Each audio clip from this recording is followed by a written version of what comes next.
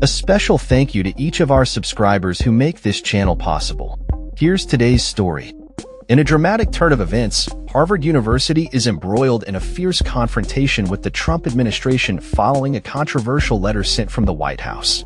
The April 11th letter, dispatched by the White House's Task Force on Anti-Semitism, included a series of demanding reforms regarding hiring, admissions, and curriculum that Harvard officials deemed excessively onerous. The university's response was swift, as they publicly announced their refusal to comply, setting the stage for a significant political showdown between one of the nation's most prestigious educational institutions and the sitting president. The implications of this confrontation extend far beyond the ivory towers of academia. With the Trump administration threatening to cut off federal funding to Harvard and reconsider its tax-exempt status, the stakes are incredibly high.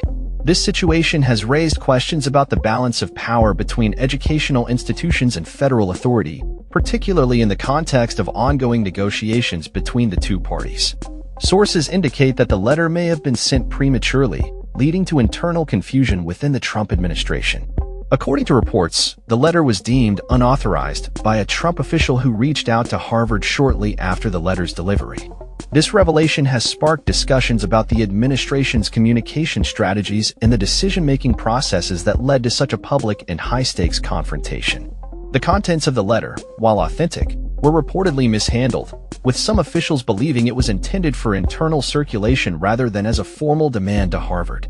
This misstep underscores the complexities and challenges of navigating the political landscape, particularly in an administration known for its unconventional approach to governance.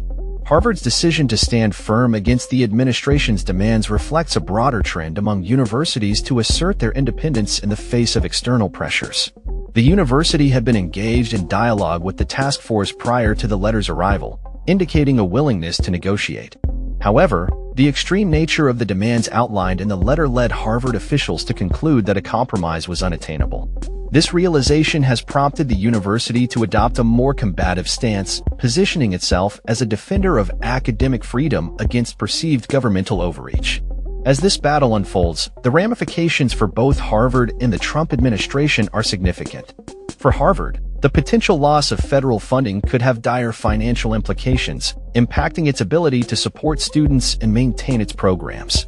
For the Trump administration, the confrontation could be seen as a test of its authority and influence over higher education institutions, which have increasingly become battlegrounds for political ideology.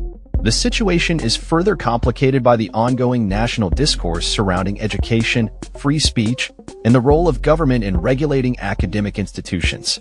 As universities navigate these challenges, they must also contend with the broader societal implications of their decisions, particularly in an era marked by heightened political polarization.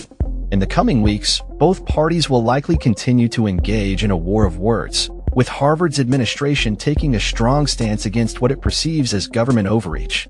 Whether this confrontation will lead to meaningful reforms or further entrenched divisions remains to be seen. However, one thing is clear: the battle between Harvard and the Trump administration is far from over, and it will likely set a precedent for how educational institutions interact with federal authorities in the future.